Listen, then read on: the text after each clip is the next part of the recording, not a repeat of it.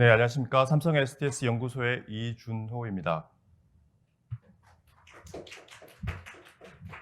오늘 저는 비전 딥러닝을 이용해서 사람의 비전이 건강한지를 예측하는 그런 연구에 대해서 말씀드리려고 합니다. 지금 화면에 보시는 영상은 오늘 이 세션에서 계속해서 보시게 될 영상인데요. 우리 눈의 안쪽 바닥면을 촬영한 안저 영상이라고 하는 겁니다. 제 발표는 이 안저 영상에 대해서 좀 더 말씀을 드린 다음에 우리가 이 안저 영상으로부터 안 질환을 예측하는 여러 가지 딥러닝 어프로치들에 대해서 좀 더 상세하게 말씀드리도록 하겠습니다. 마지막으로 마무리를 하고 Q&A 시간을 갖도록 하겠습니다. 전 세계 인구 200명 중에 1명은 완전한 실명 상태라고 하고요. 200명 중에 7명은 실명 혹은 거의 실명에 가까운 상태라고 합니다.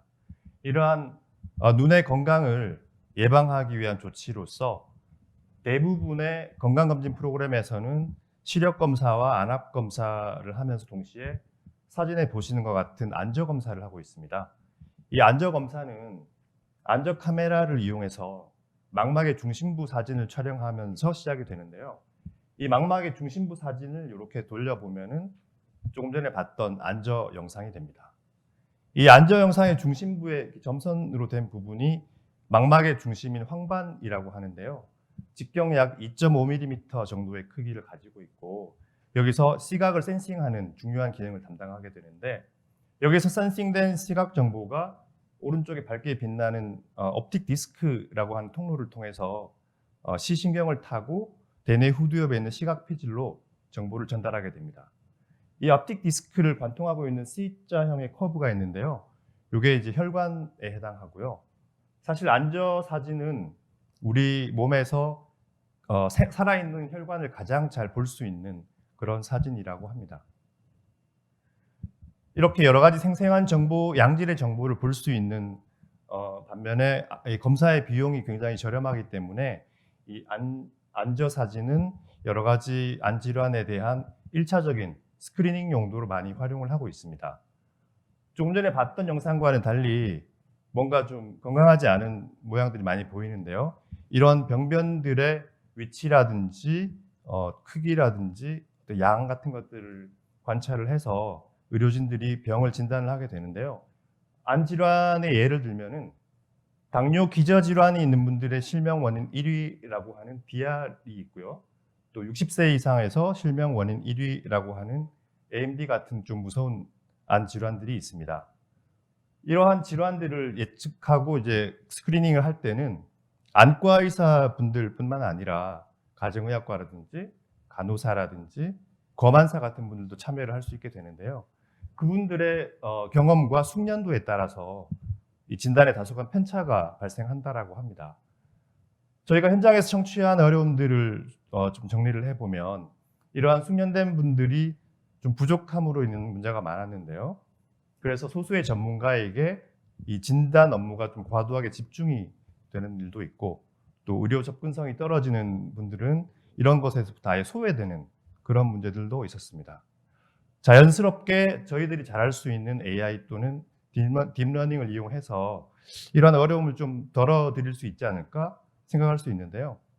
사실 2017년을 전후해서 이런 안과적 질환 진단에 있어서 딥러닝을 이용한 어프로치가 연구되기 시작을 했습니다. 그리고 안과 의사분들도 이러한 AI 기술을 접목하는 데 관심이 많은 분들이 있었고요. 저희들은 이제 그분들하고 오랫동안 협의를 거친 끝에 그분들이 안 질환을 예측하는 데 있어서 클리니컬 디시전 서포트를 해줄 수 있는 그런 시스템을 만드는 프로젝트를 시작하게 되었습니다. 저희 프로젝트의 특징은 앞서 말씀드린 DR이나 AMD뿐만 아니라 상대적으로 유병률은 좀 낮지만 시야를 블러리하게 하다가 실명 상태에 이르게 할 수 있는 RBO라든지 그리고 실명 위험은 좀 낮지만 다른 질환을 쉽게 동반할 수 있는 ERM 그리고 안저 영상으로부터 의심 증세를 판단할 수 있는 녹내장까지 포함을 하는 5대 질환을 한번 대상으로 해보자 해서 시작을 하게 됐습니다. 이 프로젝트를 진행하면서 여러 가지 크고 작은 문제를 해결을 해야 했었는데요. 그 중에 좀 특징적인 문제 3개를 공유를 해볼까 합니다. 첫 번째 문제는 의료 영상에 있는 레이블 노이즈 문제인데요. DR에 대해서 안과 의사들에게 정상부터 매우 심각까지 5단계로 레이블링을 해주세요라고 했더니 그분들의 진단에 일치하는 율이 놀랍게도 70%에 미치지 않는다는 리포트가 있었습니다. 이 그림을 보시면 가로축이 안과 의사들이고요. 세로축이 환자에 해당하는데 아래쪽 위쪽에는 일치율이 상당히 높은 편인데 가운데 검은 박스 쪽을 보면 일치율이 상당히 낮다라는 걸 볼 수가 있습니다. 근데 여기서 좀 주의할 점은 그러면 다수결로 진단을 할 수 있는 거냐 하면 그렇지가 않다는 게 문제죠. 소수 의견이지만 이게 정확한 진단일 수도 있기 때문에 어려운 부분이 있는 것 같습니다. 그래서 의료 영상을 분석할 때 사실은 이런 지도학습이 근간이 될 수밖에 없는데 여기에서 가장 중요한 레이블이 이렇게 흔들려 버리면 큰 문제가 아닐 수가 없죠. 그래서 저희는 신뢰할 수 있는 레이블을 확보하기 위해서 일반적인 안저 영상에서 사용하는 그런 스크리닝에서 얻어지는 레이블을 사용하는 대신에 안과 의사분들 중에서도 망막을 가장 정확하게 보시는 레티나 스페셜리스트들이 최소 3명 이상이 참여를 해서 이분들이 디스커션을 한 다음에 합의를 거쳐서 나온 컨센서스 레이블을 사용하는 방식을 채택을 했습니다. 이분들의 헌신적인 어떤 도움들 덕분에 약 1년에 걸쳐서 6만 건 정도의 퀄리티 레이블 데이터를 확보할 수가 있었고요. 두 번째 문제는 이 안저 영상이 약 1000만 픽셀에 해당하는 고해상도 영상인데요. 그런데 또 우리가 유심히 봐야 하는 병변들의 크기는 굉장히 미세한 전형적인 파인 그레인드 영상이라는 겁니다. 보통 영상 분석에 사용하는 이미지넷 프리트레인드 모델의 경우에는 인풋 크기가 224 by 224를 사용을 하게 되죠. 약 5만 픽셀에 해당하는데요. 이 안저 영상을 그 정도 크기로 리사이즈를 해버리면 병변의 평균 크기가 한 픽셀 미만으로 줄어들게 됩니다. 유실되는 게 생겨서 입력 단계에서부터 아예 못 보게 되는 거죠. 이것은 문제이기 때문에 이런 미세 특징을 놓치지 않도록 입력 영상을 처리하는 것이 중요했는데요. 이것 좀 없애주시죠. 저희 초기 아이디어는 이 큰 영상을 여러 개의 작은 조각으로 나눠가지고 작은 조각을 딥러닝으로 분석한 후에 이거 좀 되게 해주시겠습니까? 네, 감사합니다. 그 결과물을 다시 딥러닝으로 조합하는 접근법을 취했는데 이 방법은 학습 데이터에 민감하게 수용하는 장점이 있긴 한데 너무 지나치게 피딩되는 또 문제가 있어가지고 새로운 데이터의 분포가 좀 흔들리면 예측 정확도 따라서 흔들리는 문제가 있었습니다. 또 기본적으로 복잡하기 때문에 학습과 추론에 걸리는 시간과 컴퓨팅 파워가 많이 소요되는 문제가 있었습니다. 그럼에도 불구하고 약 수백만 건 정도의 거대한 데이터를 우리가 확보할 수 있는 상황이라면 충분히 사용할 수 있는 방법이라고 생각을 해서 현재는 메소드를 키핑만 하고 있고요. 대안적으로 이제 224 by 224 기본 크기부터 시작을 해서 픽셀의 크기를 키워가면서 정확도를 관찰을 해봤습니다. 그렇게 했을 때 한 변의 픽셀 크기가 500 정도를 넘어가게 되면 액큐러시가 세츄레이션에 이르더라는 사실을 알게 됐고요. 이러한 관찰 결과를 토대로 해서 저희는 입력 크기를 512 by 512로 사용을 하게 됐습니다. 그리고 현재 백본 네트워크를 레지넷을 쓰고 있는데요. 거기에 맞게 리셉티브 필드를 좀 수정을 해서 사용을 하고 있습니다. 세 번째 문제는 클래스 간의 불균형이 굉장히 심한 데이터라는 겁니다. 그럴 수밖에 없는 게 대부분의 분들은 다 건강하신데 일부 분들이 이제 아프신 거잖아요.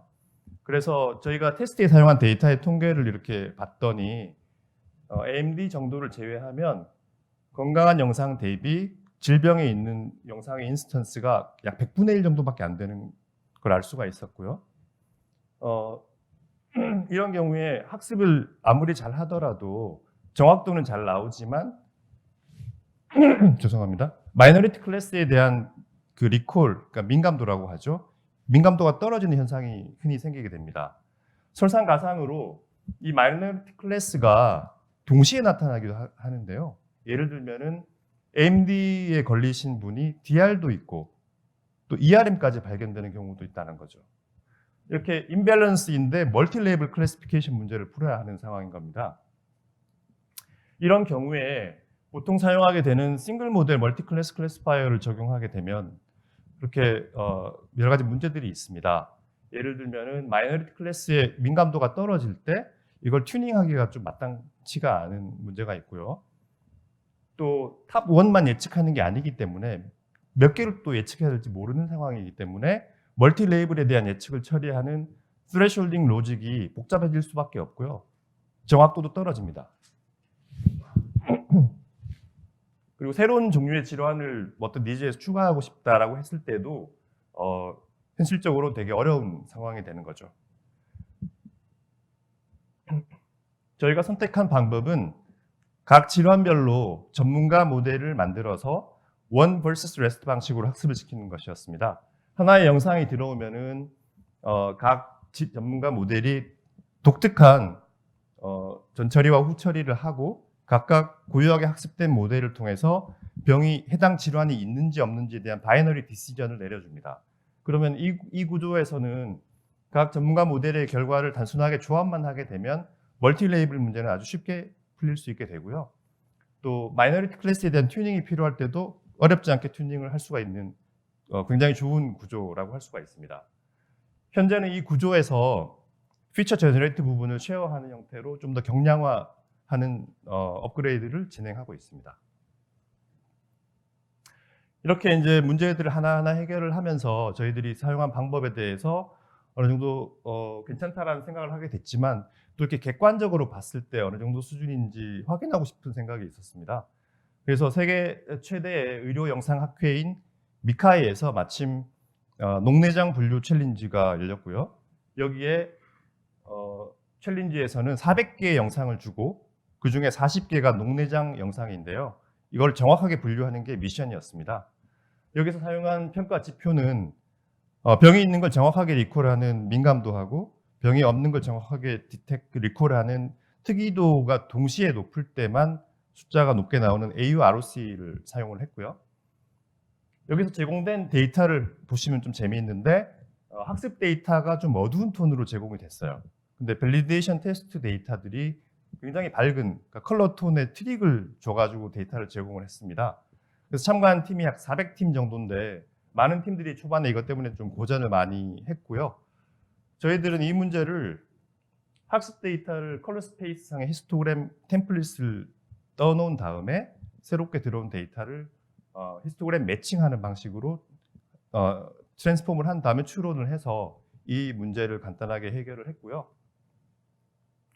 또 입력으로 사용하는 ROI 모양을 저희는 굉장히 유니크하게 사용을 했는데 보시면은 이렇게 45도 회전해서 좀 더 포커스한 형태의 ROI를 사용을 했는데 이것은 녹내장이 앞틱 디스크하고 C 커브를 잘 관찰하는 게 중요하다라는 도메인 날리지를 활용한 겁니다. 그래서 이렇게 과감한 ROI를 사용할 수가 있었고요. 그리고 학습에 사용된 데이터가 400개밖에 없었기 때문에 일반적인 오그멘테이션뿐만 아니라 굉장히 많은 고민이 필요했는데 예를 들면 45도로 플립을 시킨다던가 그리고 부채꼴을 이렇게 직사각형으로 바꿔주는 폴라 트랜스폼을 한 다음에 쉬프트하는 오그멘테이션을 한다든가 뭐 이런 여러 가지 독창적인 오그멘테이션들을 사용을 했고요. 마지막으로 멀티모달 정보를 앙상블하는 것으로 마무리를 하면서 최종적으로 레퍼런스 센시티비티는 가장 높은 수치를 기록을 했는데 아슬아슬하게 평가 지표인 AUROC에서 2등을 차지했습니다. 그래서 최종적으로 2위로 입상을 하게 됐고요. 이러한 경험을 통해서 이제 좀 더 객관적인 자신감을 가질 수 있게 되었고요. 저는 이제 여러 병원으로부터 데이터를 확보를 해서 테스트를 시작하게 됐는데 A 병원에서 잘 동작하던 모델이 B 병원, C 병원에 가면은 성능이 떨어지는 현상이 관찰됩니다. 사실 이런 문제는 머신러닝 프로젝트에서 흔히 발생하는 문제인데 대부분이 데이터 분포가 달라지면서 생기는 경우가 많습니다. 이걸 조금 더 분석을 해보면 컬러 스페이스 중심으로 셜로 피처를 뽑아놓은 게 왼쪽이고 티즈니로 딥 피처를 뽑은 게 오른쪽인데요. 보시면은 우리가 학습에 사용했던 소스 데이터하고 그다음에 새롭게 가지고 온 타겟 데이터 간에 피처가 서로 커버가 되지 않는 영역이 있죠. 그러니까 일부는 근데 중복되는 영역도 있습니다. 보시면 바로 이 커버되지 않는 영역 때문에 저런 성능 드랍이 발생하는 건데요. 이걸 해결할 방법이 있습니다. 이 교집합에 해당하는 피처들을 중심으로 해서 우리가 기존에 학습한 모델을 이 피처 중심의 분류를 하도록 일종의 적응을 시키는 그런 학습이 가능한데요. 이것을 도메인 어댑테이션이라고 하고요. 일반적으로 타겟 에러가 소스 에러하고 이 소스 타겟 간의 도메인 다이버전스를 합친 것으로 어퍼 바운딩 되는 이런 이론이 있는데, 여기에서 도메인 다이버전스에 해당하는 것이 저희 연구 결과는 소스 모델을 타겟 데이터에 인퍼런스 할 때 발생하는 모델 언서튼티하고 동일하다라는 것을 발견을 했고요.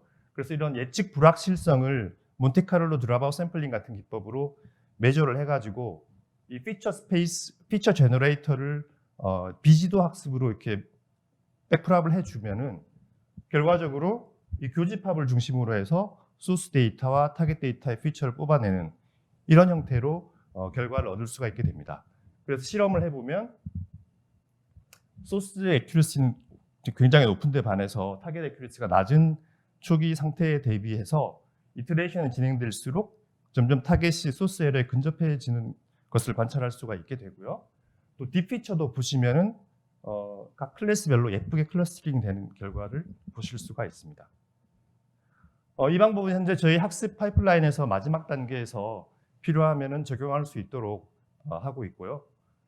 여기서 한 발 더 나가서 저희가 기존에 퀄리티 레이블드 데이터 위주로 학습을 해왔던 모델에서 그보다 훨씬 더 많은 양의 레이블이 없거나 레이블이 있어도 신뢰하기가 좀 힘든 사실상의 언레이블드 데이터들이 좀 많이 있는데요.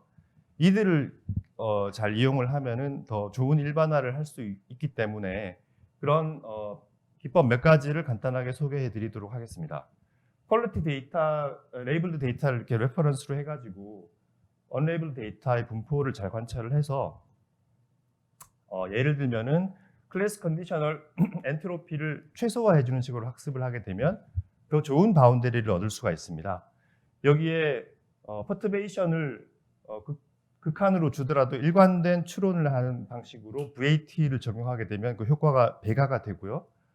또 레이블이 아예 없는 데이터라도 시멘틱한 더미 레이블을 붙여가지고 피처 러닝을 하는 셀프 슈퍼바이즈드 러닝을 적용할 수가 있는데요. 이런 여러 가지 기법들을 저희가 기존에 확보했던 학습 파이프라인에 멀티태스크 구조로 해서 학습을 진행할 수가 있고요. 그 방식을 통해서 우리가 기존에 갖고 있던 피처 제너레이터를 좀 더 단단하게 제너럴라이제이션 하는 작업을 진행을 하고 있습니다. 이렇게 연구한 내용들은 저희가 특허로도 정리를 했고 또 논문으로도 차곡차곡 정리를 해서 퍼블리시 할 수 있도록 하고 있습니다.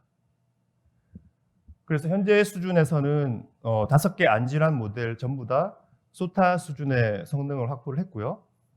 AURC 기준으로 봤을 때 약 0.95에서 0.99 정도의 수치를 보여주고 있습니다. 그리고 이 모델이 왜 이렇게 예측을 했는지에 대한 설명, 다시 말해서 인터프리터빌리티를 제공하기 위해서 그래드캠 기술을 이용해서 이런 힛맵 형태로 함께 제공할 수 있도록 하고 있습니다. 이제 마지막 슬라이드인데요. 이렇게 연구한 결과물을 화면에 보시는 것 같은 형태로 이제 패키징을 해서 가칭 브라이틱스 CDSS RA라고 하는 이름으로 현재 식약처 GMP 인증을 상반기에 완료를 했고요. 임상 시험을 현재 열심히 진행하고 있는 상태에 있습니다. 아마 내년 초면은 끝날 거라고 예상이 되고, 그리고 동시에 미국이라든지 인도, 베트남 이런 데에서 다양한 형태로 시범 사업을 추진하고 있는데요. 제가 알기로는 며칠 전에 좋은 소식이 있었던 걸로 알고 있고 아마 조만간에 언론을 통해서 그 소식을 접하실 수 있을 것으로 생각을 합니다. 마치기 전에 이 안전 영상을 사용해서 여러 가지 프로젝트를 경험하면서 굉장히 재밌는 부분도 많았는데요. 이 영상 하나하나가 사실은 사람 하나하나에 해당하잖아요. 그런 생각을 하면은 어떻게 보면 되게 조심스러워지는 그런 마음가짐을 갖게 되었던 것도 같습니다. 아무쪼록 저희가 개발한 이 연구 개발의 결과물이 전 세계 사람들의 눈 건강을 조금이나마 지키는데 도움이 되길 바라면서 제 발표를 모두 마치도록 하겠습니다. 감사합니다. 네, 발표 잘 들었습니다. 실제 우리의 생활과 건강에 밀접한 연관이 있는 주제라 더욱 흥미로웠던 것 같습니다. 프로님께서 발표를 해주시는 동안 실시간 채팅으로 질문이 많이 들어왔는데요. 그중에서 제가 몇 가지 대신 질문 드려보도록 하겠습니다. 의료 분야의 AI 기술을 접목하는 경우 특히 정확도가 중요할 것 같은데 정확도가 매우 높아야 할 것 같습니다. 어느 정도의 정확도가 확보되었나요? 요구되는 수준은 어느 정도인가요? 라고 질문 주셨습니다. 네, 정확도는 뭐 좋은 질문인데요. 높을수록 좋죠, 사실. 네. 근데 아까도 잠깐 언급을 드렸던 것 같긴 한데 이제 임밸런스 문제라든지 멀티 레이블 이런 문제들이 혼재해 있기 때문에 사실 거의 뭐 99.9 이런 굉장히 높은 수준으로 하면 좋지만 현실적으로는 소타라고 해도 그 정도로 나오지는 않습니다. 그래서 이제 좀 선택을 할 필요가 있는데요. 보통 정확도라고 하면은 병이 있는 것도 정확하게 맞추고 병이 없는 것도 정확하게 맞추는 게 좋잖아요. 근데 그 두 가지를 다 하는 게 좀 어렵다라면 선택을 어느 쪽으로 해야 될까요? 병이 없는 사람인데 병이 있는 사람인데 없다라고 하는 게 그러니까 병이 없지만 있다라고 하는 것보다 더 위험한 상황인 거죠. 그런 상황을 이제 false negative라고 하는데 그래서 그 false negative를 최소화할 수 있는 지표가 아까 제가 계속 말씀드렸던 민감도입니다. 민감도. 그래서 민감도 측면에서 보통 이제 이 안저 쪽에서는 그 특이도는 이제 그 정상적인 것을 얼마나 잘 디텍하느냐 하는 리콜인데 이 그 특이도에 대한 레퍼런스를 약 90% 정도로 두고 그 상태에서 그 센시티비티를 최대한 민감도를 최대한 끌어올리는 식으로 하고 있고요. 아까 저희 글로코마 같은 경우는 보셨던 것처럼 센시티비티가 약 97, 8% 정도가 나옵니다. 그래서 그 두 개가 좀 트레이드 오프 관계가 있기 때문에 그걸 하나로 표현하는 지표가 말씀드렸던 AUROC가 되고요. ROC 커브가 이렇게 있으면 그 밑에 있는 면적으로 이렇게 따지게 됩니다. 답이 됐을까요? 네, 감사합니다. 두 번째 질문 드려보도록 하겠습니다. 녹내장에도 여러 유형이 있는데 그중에서 안압 수치가 정상인데도 녹내장인 경우가 있습니다. 안압 수치가 정상인 사람들의 데이터로도 녹내장 징후를 예측할 수 있을까요? 라고 질문 주셨습니다. 네, 사실 저는 의료 전공은 아니고요. 저는 이제 머신러닝하고 암호학을 전공한 사람인데요. 제가 아는 대로 한번 말씀드려보겠습니다. 그 잘 말씀하셨는데 그 안압이 높아지게 되면 옵틱 디스크라고 했던 밝은 부분 있잖아요. 그 내부에 또 동심원에 해당하는 옵틱 그 컵이라고 하는 게 있는데 그 둘 간의 그 팽창으로 인해서 이렇게 그 간격이 좀 이렇게 크게 벌어지는 모습이 보입니다. 그래서 CD 레이쇼가 줄어들게 되는데 근데 안압이 낮지만 또 녹내장이 있는 경우도 있다고 하셨는데 아마도 제가 알기로는 그게 바로 그 C커브 부분에 생기는 디펙트를 관찰해서 그걸로 인한 녹내장도 있다라고 알고 있거든요. 그래서 아마 그런 형태로 디텍을 할 수 있지 않을까 생각을 할 수 있을 것 같습니다.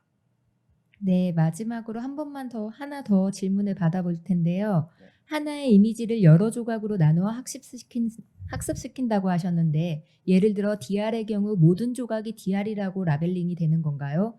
특정 병변은 전체 이미지에서 극히 일부일 텐데 모든 조각들을 DR이라고 라벨링하면 문제가 될 수 있을 것 같아서요. 라고 질문 주셨습니다. 굉장히 날카로우신 분이네요. 네, 맞습니다. 조각을 내다 보면 원래 갖고 있던 레이블과 다른 혹은 전혀 알 수 없는 형태의 어떤 조각들이 생길 수가 있죠. 그런 앰비기어티가 사실 기본적으로 존재하기 때문에 아까 접근했던 그런 조각으로 나눠서 나중에 합치는 방식의 접근에서는 휴리스틱이 들어가기 굉장히 어렵습니다. 그래서 사실 그런 한계가 있어서 저희들이 그 결과물을 조합할 때 다시 또 딥러닝을 가지고 하는 식으로 접근을 했는데요. 여전히 앰비규어티가 완전하게 클리어되지는 않습니다. 그렇지만 저희가 해본 경험으로는 그냥 통으로 사용한 거하고 비교했을 때 학습 데이터셋에 대해서는 최소한 굉장히 민감하게 잘 수용해서 좋은 결과가 나왔던 것 같고요.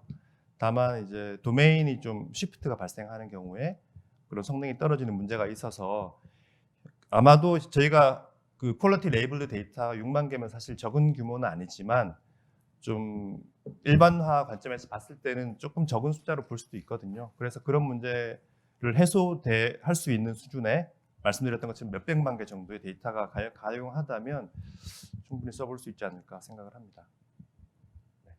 네, 답변 감사합니다. 발표해 주신 이준호 브로케도 다시 한번 감사 말씀드립니다.